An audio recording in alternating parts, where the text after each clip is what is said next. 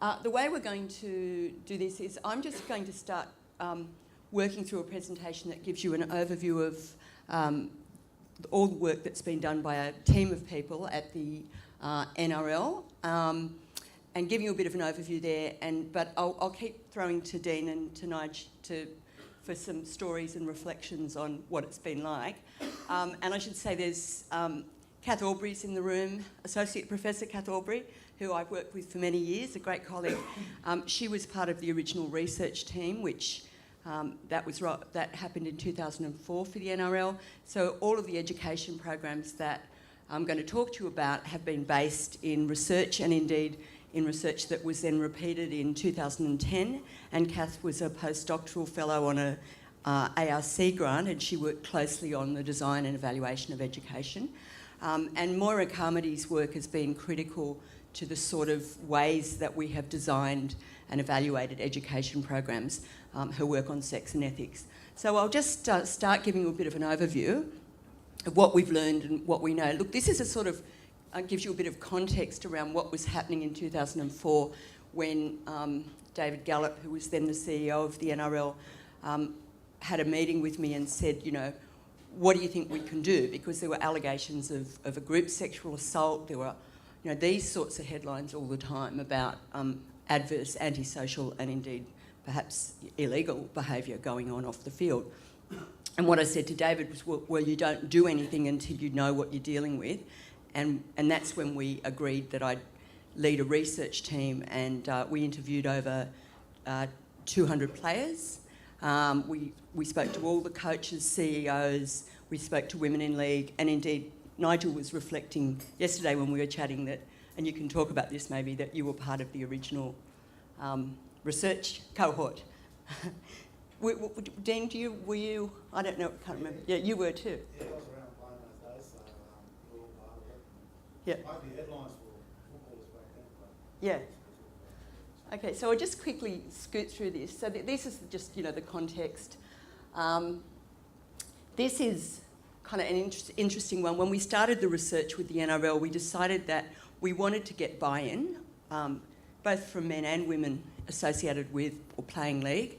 And I love this photo because what we did was we had a big forum where we had a whole lot of elite players and coaches, and we had it at a hotel in the city, and brought them in, and I talked to them about, well, what are we doing? You know, why are we doing this? We didn't want to be seen as a bunch of academic outsiders, but rather as people that were there to help and to get honest feedback so that we could assist them with changing what needed changing in the culture of the game. But you can see how thrilled these guys look to be going to a talk by an academic feminist. Very, very happy they were. And this is just a little bit of context. There's our friend Andrew Bolt. I'm sure everyone in the room really is a great friend of Andrew's. And it just gives you a sort of a context for the very moralistic stuff that was being said in the public sphere about how to change cultures and how to deal with adverse behaviours. You know, I like his little pull-out, trendy, let it all hang out academics. Say it's uncool to be concerned about porn and group sex. In fact, we have every reason to worry. So this is the other thing I think the NRL's dealt with along the way, and people who've worked with the NRL, as Kath Aubrey knows well, is that there's this discourse out there that's very moralistic and doesn't really understand an ethics-based approach, though I think that is changing. So Miranda Devine wasn't happy either. I wasn't happy by the end of that week.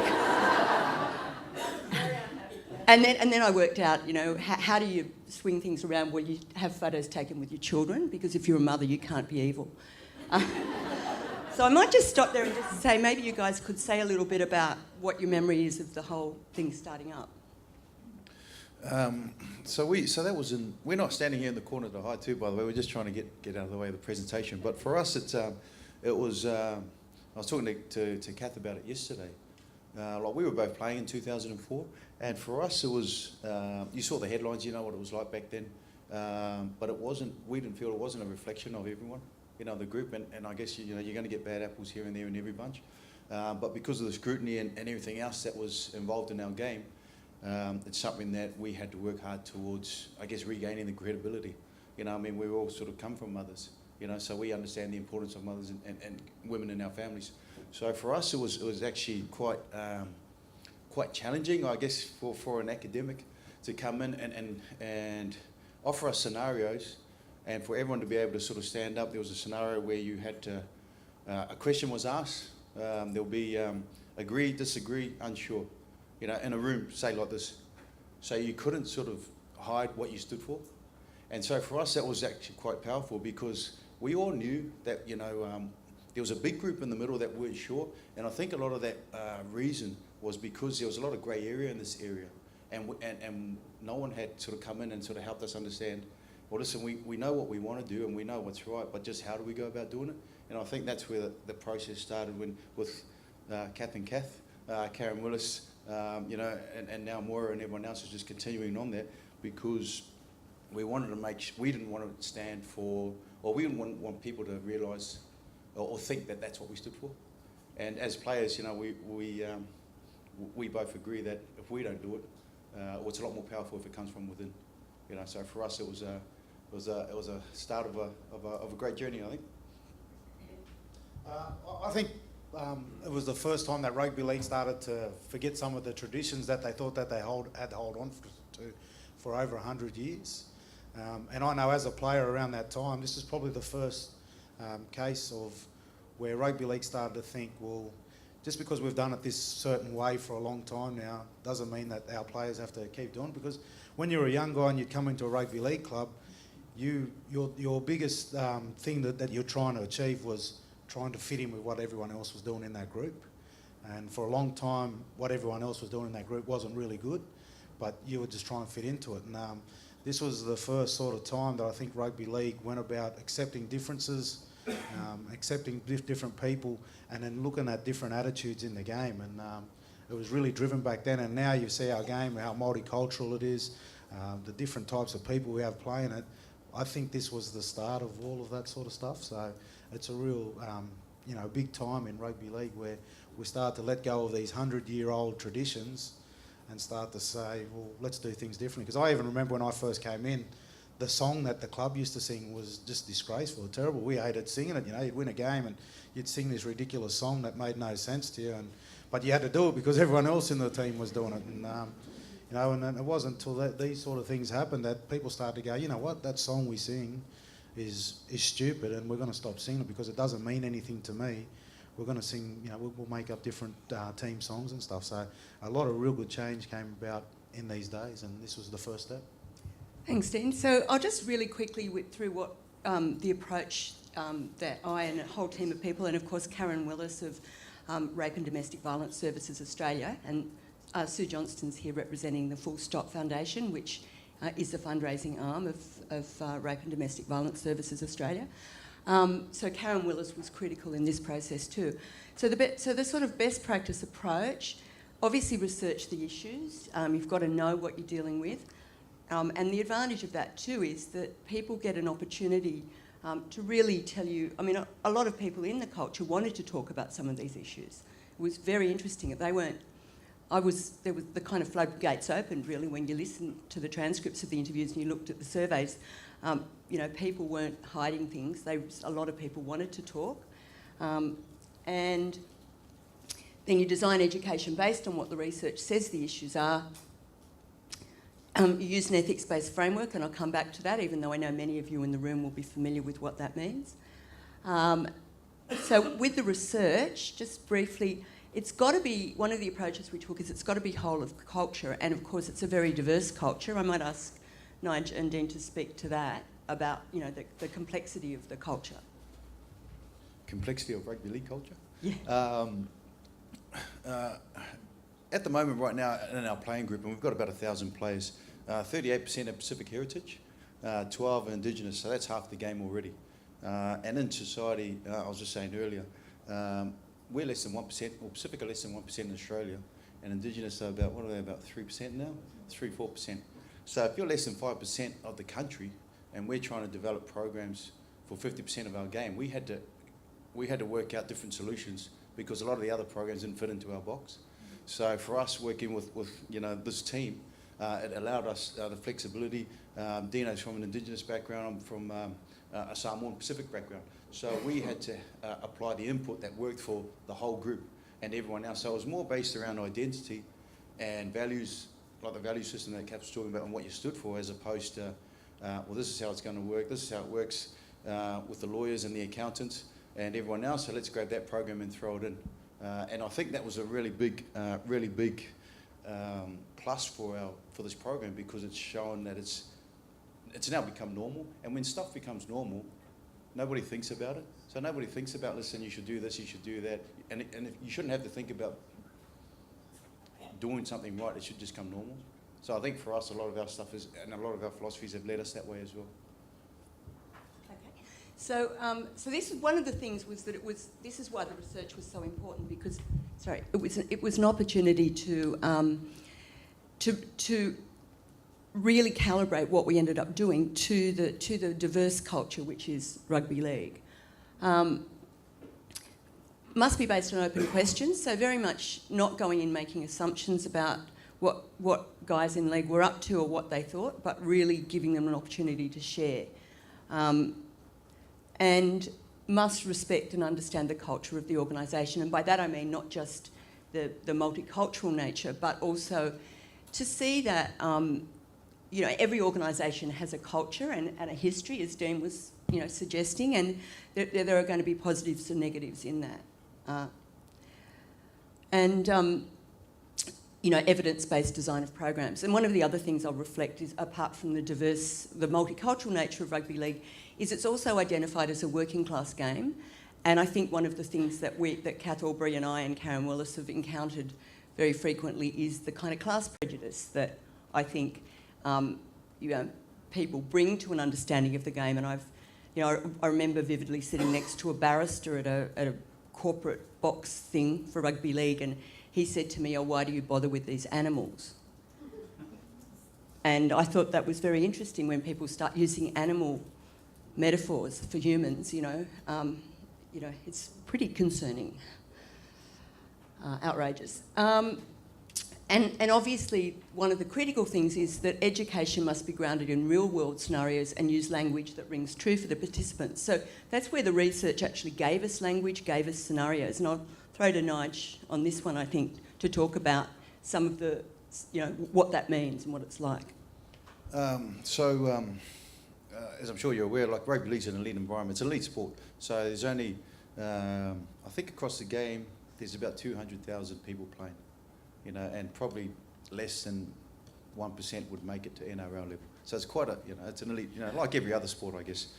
So when you get to that environment and you're trying to change that environment, it's quite a unique environment to understand if you haven't been in it. And I think for Kath, it was great that we had a whole heap of guys that said, listen, we'll help out, because if Kath will say, well, listen, I want to say this, and we'll go, well, if you say that, the boys hear that. So if you just change that word and use that word instead, then that message will get through. Because if it's not getting through, and then it's going to be hard to sort of, get the change going or get that movement going if everyone's still confused as to what we're supposed to be doing. And I think that was, like I said earlier, with that grey area, a lot of people were confused as to what they were really asking. But then once we sort of broke it down and got some feedback, player input, and that sort of stuff, it made a lot more sense, made it a lot more clearer, so it actually drove it a lot faster. Yeah, and Kath Aubrey has presented. She's an expert among many other things in education, and so she has actually co-presented very frequently with players. And so we started with a model where, and Kath might say something more about it in the discussion, but we used a model where we had an ex-player who was trained and a professional educator working together, and that's turned out to be a very successful model, I think. Yeah. So I'm just conscious of time. Okay, great. So obviously we drew on the research, and the sort of, I guess, the central message is, look, we're not Andrew Bolt, we're not here to moralise and give you a list of do's and don'ts. The ethics-based framework is one which recognises that people bring different values, cultural, religious, personal, family, to sexual behaviours, to social behaviours. And we weren't there to prescribe. unless something is illegal, we weren't there to prescribe what people do, socially or sexually, rather allowing people to bring their own values in. And as a sort of broader principle for explaining that, that having fun's an important part of our life, but there's a line between enjoying life and damaging ourselves or others. I mean, the other way of putting this is a sort of ethical framework that says, what does care for self and care for others look like in this situation? And if we're talking about sexual behaviour, is it safe, is it ethical, and is it consensual? So not just is it legal, but is anyone going to walk away from this situation feeling damaged or harmed or aggrieved, which is really, the ethics zone. So another core principle is taking responsibility for ourselves and our actions, and supporting others to make ethical choices. And all of the hypotheticals that we ran through were aimed at getting players to reflect on, these core principles and what they looked like in different situations. And we've done that in a whole range of ways.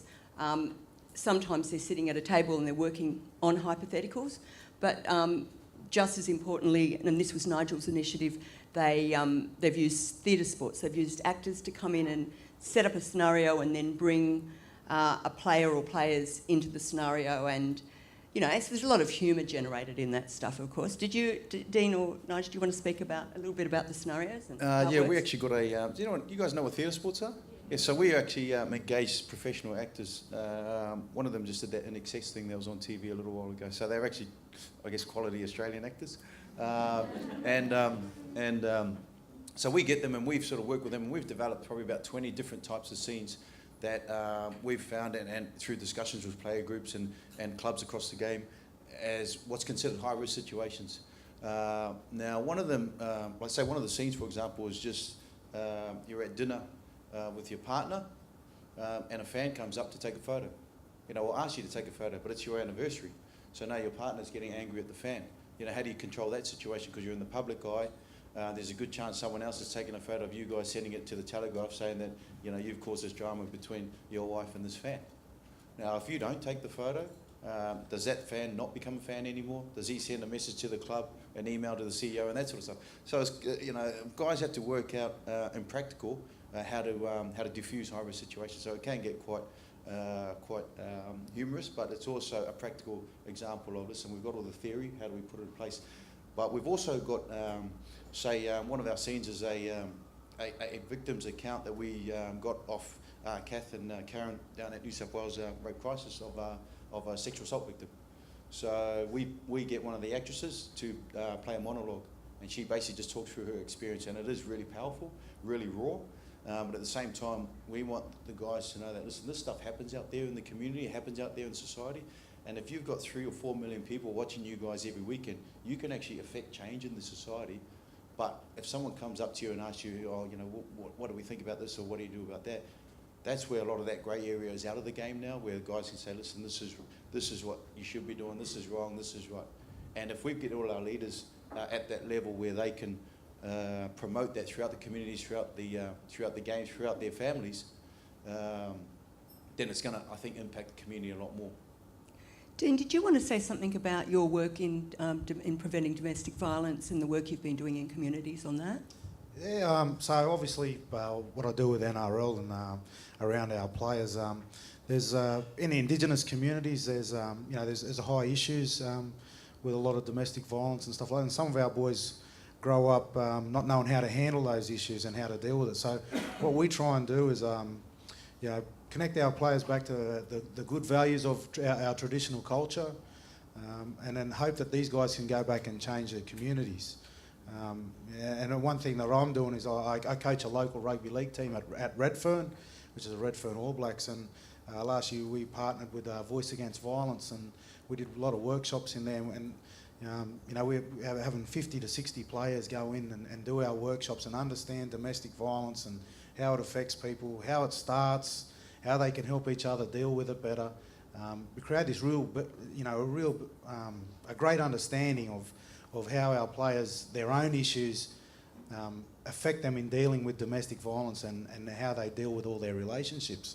So we finally got these guys to address issues with their life, understand themselves better, and how we can set up a network now or a support system around each other in the community to steer clear of this. And it also, what we've got out of it also is we've because I always find when I go and talk about domestic violence that you always just got a room full of women.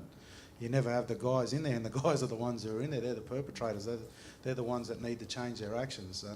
And you know what we're doing now is, out of these guys changing their actions and the club having a real change in the culture, we've got so many more strong women, and it's coming through even in rugby league's a male sport, but it's even coming through the change with young females playing our game. I think we've got, out of all the rugby league clubs in the country, we've got the highest amount of women playing rugby league at Redfern.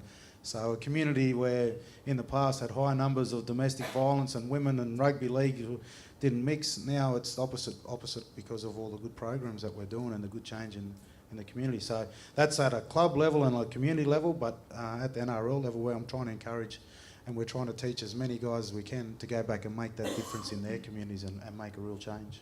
Thanks, Dean. And Dean's, really has been very critical at the NRL level in driving a lot of those sort of programs, which are fantastic and which, of course, sit side, cheek by jowl with the Respectful Relationships program. I should just briefly say, I won't go through all kinds of hypotheticals, but there's a Respectful Relationships manual that some of you will have picked up. That really gives you the history of what's been done over 10 years, gives you examples of hypotheticals. So if you're interested in this area, that's a good summary of it all. And it tells you who's been involved. So I might just finish this up just to get the overview out of the way, and then, we can perhaps go to a discussion. And Nigel and Dean might have other things to say that I haven't raised. Okay, so the program delivery, briefly. It's delivered by educators trained in an ethics-based approach, which I talked about before. Not a do and don't approach, not a top-down approach, but one that encourages ethical reflection by the participants.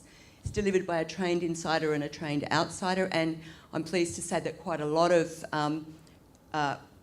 players and ex-players have been trained in the Roll Gold Standard Sex and Ethics program that Moira Carmody designed and delivers, or other people deliver on her behalf. And we consider that the best program in Australia. And interestingly, just on that, when the Australian Defence Forces was in the news a lot, and they have been over the past couple of years, about the Skype sex, so-called sex scandal. I don't like that term, but the incredibly abhorrent, illegal and deeply unethical behaviour that went on in the ADF, where a young woman was filmed having sex, and then other guys, that was distributed, and then there was the so-called Jedi Council guys who were picking up women at airports and placing and filming them, and placing bets on, who could get a woman into bed, all this kind of ugly stuff. When that was all going down, the head of the Australian Defence Forces, General David Hurley, asked me to come and talk about the rugby league programs, the NRL programs. And so one of the things I will say about these programs, and the program that Moira has designed, is that they're now getting national and indeed international a reputation, and people are coming to the NRL and asking for the NRL's advice on this stuff. I mean, and you couldn't have imagined that 10 years ago, that's for sure. So, there's a real... I think the NRL, and in particular the players and ex-players involved in this stuff, have a lot to be proud of, despite the public view that footy players are all thugs. Unfortunately, there's a lot of people with that prejudice out there. Okay, so use real-world scenarios, as we've mentioned. Encourage open discussion and reflection, so allowing people to voice their attitudes and talk about behaviours without being judged. The idea is you've got to talk about what's in your head and what you've been doing, and then hopefully other people in the room might challenge some of those attitudes and behaviours.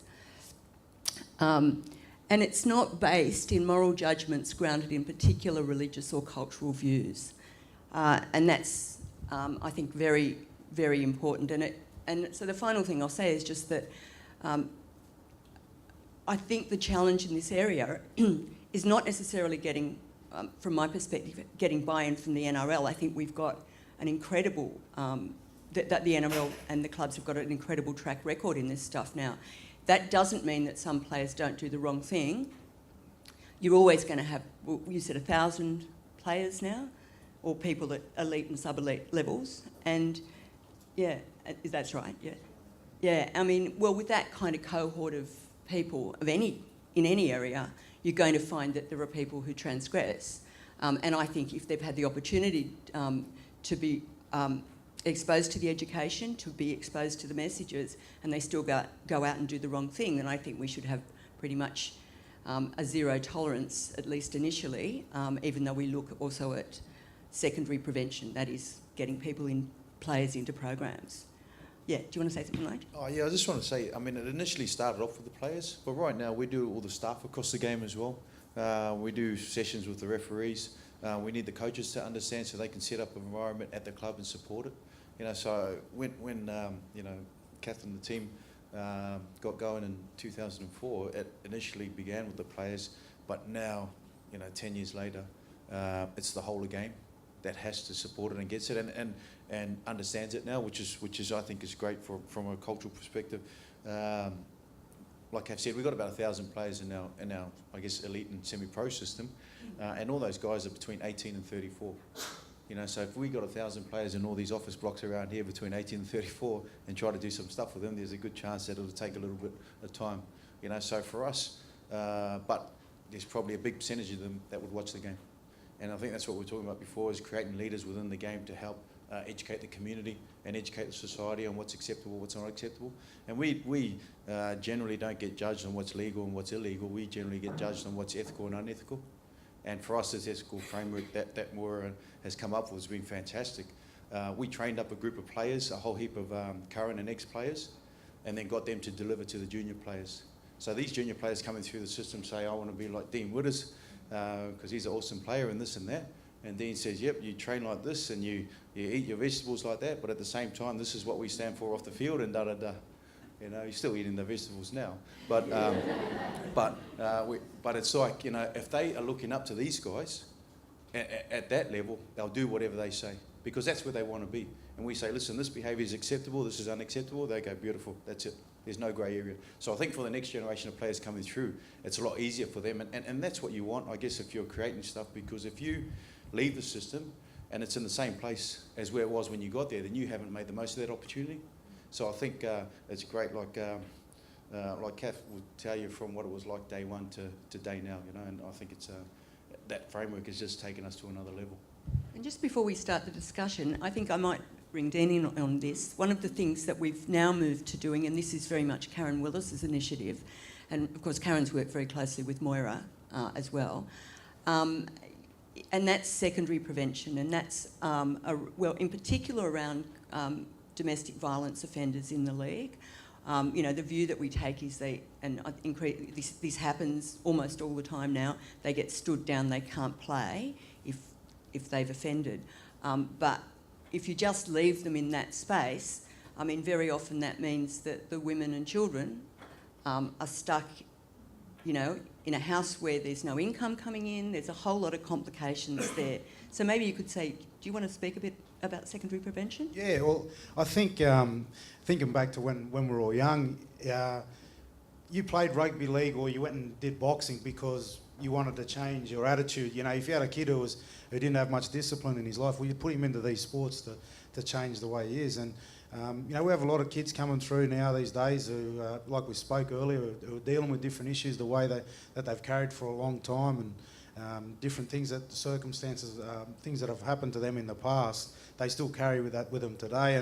And dealing with relationships is tough for our guys. You know, it's money, fame, all sorts of things, pressure. You know, there's no thing like the pressure of being a rugby league player, having every move scrutinised by everyone in your club and outside your club, and then also people in your communities watching you and just waiting for you to fail. So a lot of our boys are dealing with that, and obviously every now and then you'll get incidents come up and things will go wrong. But our big thing is to always help the guys understand their issues, accept their issues. And we work, you know, we always make sure that when we work with the the best in the business. And you know, we've got guys who deal with relationship issues and assault issues. So we work with groups like the New South Wales Rape Crisis to make sure that, you know, these guys go and sort of, it's like if they're going to get allowed back into our game, well, at least they're going to have the best people, the best sort of pass mark around to tell them that they're able to come back. And that's an ongoing process, and it's always, a lot of it's to do with healing and sometimes cultural issues and stuff like that. But we give our guys a better understanding that there's acceptance of, you know, things that have happened to you in the past, things that you may deal with, things that you may have seen growing up. But now's your opportunity to get that right and then go back and change it for all the young people, you know, whether they come from your community or wherever they are, so we can change the communities for the better. Yeah, so and what Dean's reflecting on here is that, so if a player's stood down, if they've offended, then the secondary prevention programs, which Karen Willis is evaluating, allow them an opportunity to change, essentially, and that could only be a good thing for their families, for them and for their communities. So we'll open up to discussion. Yeah, thank you very much, Catherine.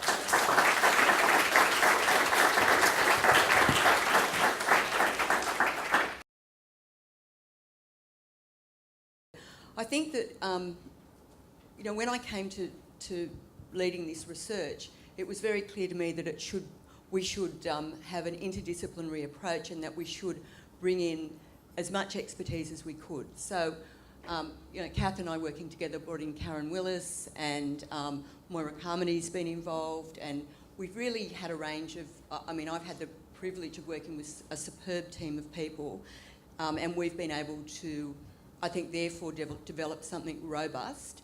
I think another characteristic of the team that has worked on this is that a non-judgmental approach, I suppose, and an openness, as I said, to the culture inside, and a respect for that culture, a recognition that that there's some terrific men working in the game, and then I think the second thing was David Gallup was really a champion. I would also include in that John Brady, who was really David's second in command, who was very committed.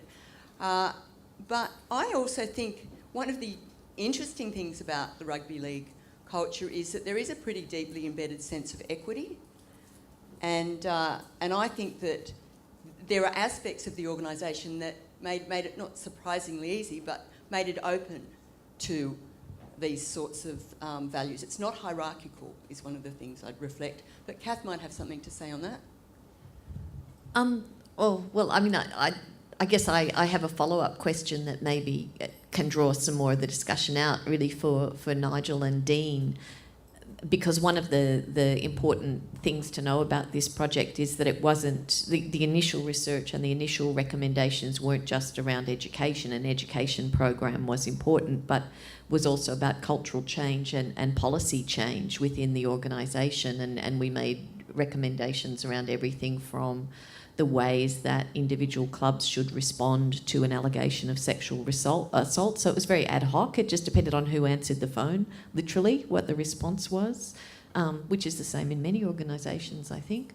But there was some policies developed in all the clubs around travel with players, and so I wonder if Dean or Nigel, or Dean and Nigel together, might respond to some of your reflections from coming through as players into that leadership area and Education and Welfare Committee area around the ways that policies have changed in the game, and the ways you've seen the culture change in the game. I know you said you're working with referees and coaches. That sounds like a really important development too, as it moves away from just being an issue with the players to a whole of culture approach. Yeah, I mean, like the head of our department, Paul Heppenstall, couldn't be here today because he's out in Melbourne receiving a leadership award from the Australian Drug Foundation on the alcohol management plan that's been going on the last 5 years. But that took the whole of game approach, and I think this is similar because we had to make changes, I guess, as a playing group, and like I was speaking about, if you get the coaches and the football staff on board, they've got to implement these changes. No girls back at the hotel, you know, that sort of stuff came into play, and it wasn't like you know, the hotel was like a zoo, but it just created an environment where, listen, we've got to go up a level in what we stand for. Now, that was easy stuff to do, but if you didn't have the football manager or the coach on board or that sort of stuff, then you've got, I guess, two different opinions to that policy, and everyone wasn't united. So for us, like with the alcohol management strategy, I know I'm going off a bit here, but one of the reasons, they used to find that the players used to, after the game, we'll go in the game, we'll go dressing room, and we'll go up to the corporate box where our families were, and all our board of directors were all, you know, all drunk, all smashed. Because they got there at 5 o'clock for a 7:30 kickoff. They're in the corporate box. They're drinking the house down. They're having a good time. And then by the time they arrived into us, like we might be up there at 10:30, 11 o'clock after the game, and these guys have been drinking for 6 hours. So they said, and we were saying, well, listen, how can we do this if we're going into an environment that does that? And I think it's similar with all the areas that we're sort of working in around the game, where it's like it had to be a whole of game approach. Otherwise, I think it wouldn't have worked. Because like you said earlier, if a champion or if a group of guys really supported it, then they end up retiring, and the next group don't, then you're back to square one. You know, so I think that was really, really, really important to the success of the program.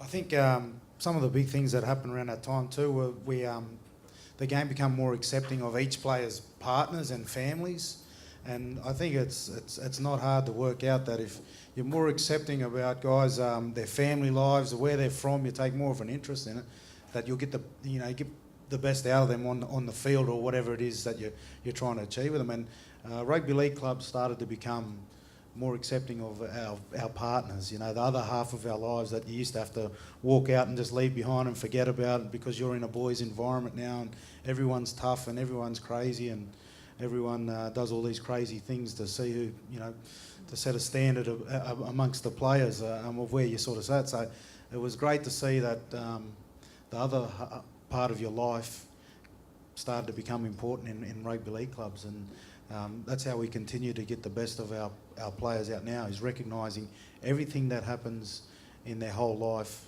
and putting it in the best practice, how it can help them move forward on and off the rugby league field. Yeah, I just remembered a story. Like Dino said, like we used to have a lot of guys that were very spiritual, you know, with the church and stuff, and didn't drink. And for team get-togethers, they used to go to the races. So you don't gamble, you don't drink, but you're at the races, you know, and you're dressed up in your 20s or 30s or 70s gear or whatever it was. But that was a team event, you know, so it wasn't really planned to suit everyone in the team, or the engagement wasn't, you know, but because the coach wanted to do it, that's what everyone did. And one of the things about the ethical framework, going back to Moira's stuff, is that it's just working out how to make ethical decisions and then also be ethical bystanders. I'll tell you the story that I told Cap this morning. The guy named Alex, you guys know the NRL and that sort of stuff, you follow the league and stuff. So one of our players got injured this year, Alex McKinnon, and he's up at Newcastle and he's in a wheelchair at the moment. So they had a charity game on a couple of weeks ago, and a whole heap of ex-players went up for the game. So one of the guys arrived at the hotel where they were staying at in Muswellbrook, grabbed his bag, went to put it down on the floor, looked outside and saw a guy arguing with his partner. Now he's got his partner and he's banging her head against the wall. So this, you know, our ex-players, you know, dropped his bag, run across to stop it. There's a couple of guys that are in the car park as well that jumped out of their car to go and stop it as well. So these guys are there. So there's 3 guys trying to control this one guy. They quickly realise that he's on some sort of drug, right? So he's out there. So they're wrestling him and getting him to the ground and trying to keep him down. He's just bobbing up each time, so they're whacking him and trying to get this involved. So he's jumped up again. So the other two, and he's gone, you know, give me more, give me more. The other 2 guys have taken off that were in the car. So this ex-player is there and he's looking at him going, well, what do I do? So he's wrestling him again, gets him on the ground, restrains him. The girl comes over and punches our ex-player in the face. Right? So he's going, I'm trying to help you here. You know, and then the police arrive, right? So the police arrive, they restrain this guy, take him away, right? So as he's walking away to the wagon, turns around and says to the ex-player, you know, enjoy the hepatitis, enjoy the hepatitis. So now he's got blood all over him. So he had to do tests last week and he's clear. But that's a situation where it's like, everyone in here would run to help.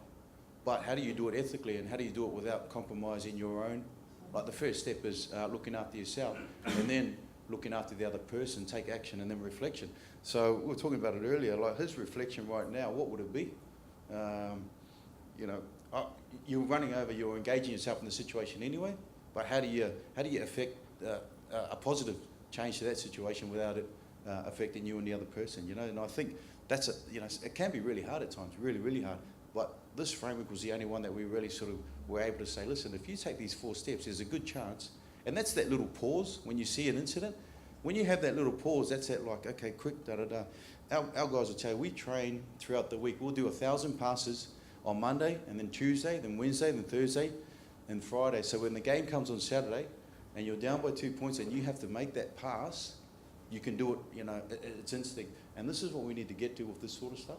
And I think we're a lot better than out there in the community, but we still need to get better. A nature of elite athletes is we always want to try and improve. And I think, you know, the stuff that these guys are the experts, like Dean said, they keep us accountable and they also keep us credible. And it's, that was really important as well, you know. So I just share that story with you. Thanks everyone for that. I suppose my question reflects off both Anastasia's and Kat's, and it's around thinking about the NRL as a organisation and a really large organisation, and thinking about, so Anastasia's question was around sustainability. My question's around what are the levers for senior decision makers for them to be open to what you're proposing, you know, from what do you kind of target, what do you kind of push and pull to get them to listen, and what is kind of transferable, do you think, to other organisations? And when you're saying leaders, are you talking about people who have, you know, in management, the executive, that kind of thing? Yeah. Well, I think, you know, this is one of the reasons that I put together this manual, because one of the things, and this came up before, is that 10 years is a long time. David Gallup's moved on. We've got a new CEO, Dave Smith.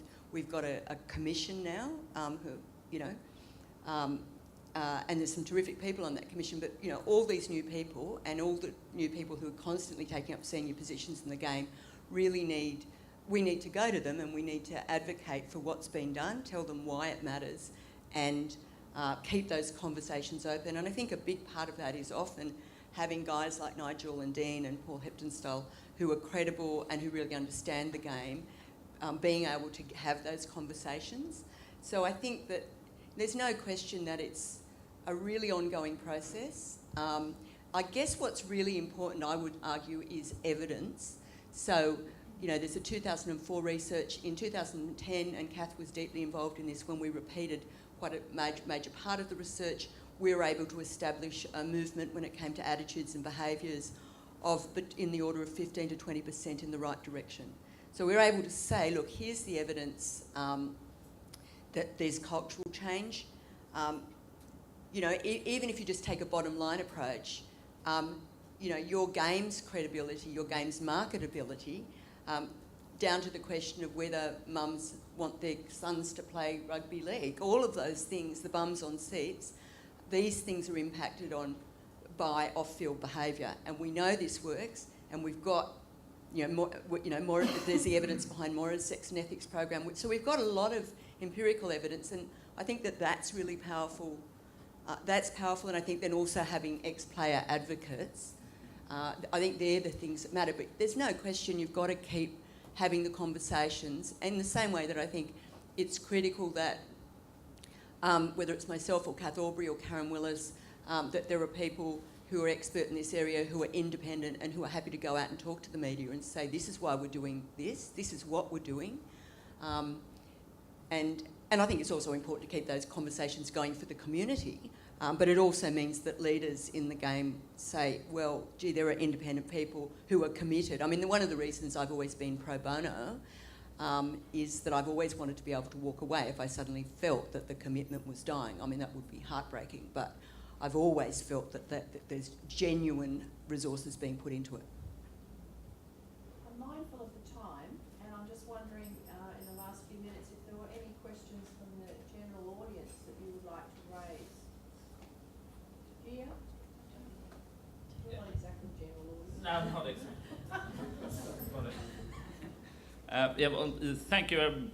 I absolutely love that fantastic presentation and very powerful hearing what you spoke about. And I'm wondering if Dean and Nigel you could speak a little bit about, you both touch upon how you try to connect people from your respective communities a bit back to the traditional values and the good values in the communities. Can you speak a little bit more about how you do that in practice and how you sort of integrate values from your respective cultures and communities into the program you're doing or the work you're doing?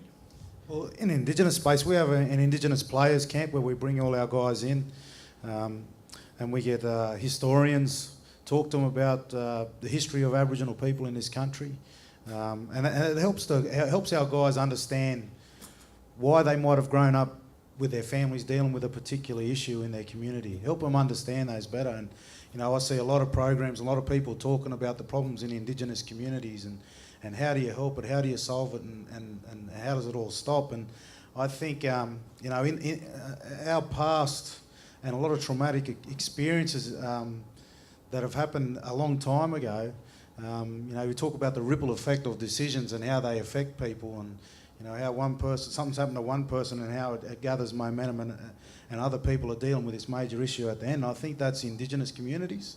I think it's like, you know, something's happened to start an avalanche at some stage, and then down the bottom of the mountain is this poor guy thinking, well, how do we stop all this snow and everything coming down this hill, and where do we go about riding it? And that's how I feel Indigenous people are today, is trying to, you know, stop this avalanche, and we might stop a little. So what we try and do is we try and you know, teach our guys about the traditional values of our culture, the historical things that have happened, you know, in communities, and how they may affect people and why people are doing different things that you might have seen when you were growing up, but how those same issues aren't part of your life moving forward, and how we can address them. So we try and you know, just strengthen our guys' resolve with dealing with it. Let them sort of educate them on all the issues that are out there and why they've happened, and then now these guys can go back to their communities and be better role models and help change those things, because they're more educated about it. And by nature, if you make it as a sportsman, or you're on television a lot, people will put you up as a role model straight away.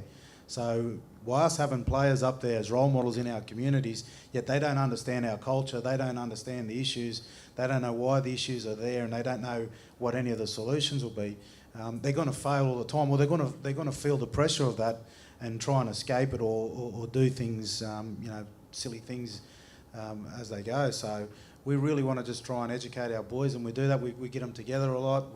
We have experts come in and speak to them a lot. We run leadership camps to try and develop leadership in within these guys, but also then it helps them teach people at their clubs about the difference between Indigenous people and non-Indigenous people, or the issues that they're surrounding, because these issues are in our clubs as well, and these issues our clubs have to deal with every day. So these guys, if we can educate them, they go back to their clubs, and the club's a better place to be. The club understands Indigenous people better, and the club can put things in place driven by our players and what they feel to make things better for young Indigenous guys. So it's, we're working at both ends of the scale, sort of thing. And Nige runs Pacifica Camp, which deals with a lot of the same things. Yeah, so basically a lot, you know, similar to what Dean was saying, but in the Pacific space, so we work a lot around empowerment. And a couple of years ago, a club rang me up and said, oh, listen, we've got this player, we want him to be in our leadership group, but he doesn't want to join in. We don't know why. We've asked him last year and the year before and this year, and he still doesn't want to join in. And I said, I know why. I said, because he doesn't feel like he's a leader in his own community. So so his community will look at him and say, well, listen, how can you be a leader in that community when you're not a leader in your own first? So we had to get this guy a lot more connected to his own culture and his own identity to be able to empower him to stand up for his own community, and then help educate this new community, like Dean was saying, around the club. So like Pacific people in this country are less than 1%, you know, but it's 38% of the game. So for us, it's like, well, listen, we need to, you know, we do cultural awareness workshops with a lot of the staff, and the first thing I say to a lot of the coaches and the staff there is I say, I just want to apologise, because you've had this whole influx of players, Pacific players coming through your system, and you're developing them, but no one's actually giving you an understanding of how to look after them as best you can, and develop systems within your organisation to prepare for the arrival, you know. So we had to do, and then I challenged the guys, or we challenged the players to say, listen, if you can't stand up for your own culture and your own environment, don't complain if the other person doesn't. You know, so we needed them to empower them to help educate the club, the system on a day-to-day basis, and we'll help them around the scenes and that sort of stuff. But basically, it's all around staying true to your original cultural values, and then using that in this environment to help everyone else assimilate. You know, we've got a lot of Italians playing, a lot of Greeks, you know, Lebanese, everyone. You know, it doesn't really matter. It's more about identity. And for us, it was just tapping into that. So you're accountable to your people and your culture as opposed to the club and the game. And I think that's a lot more powerful because you can change clubs and you can change games, but you can't change cultures. You can't change your history, you know. So, like Dino said, it's about accepting it and doing as much as you can to sort of help improve, I guess, improve it for the next generation. Does that make sense?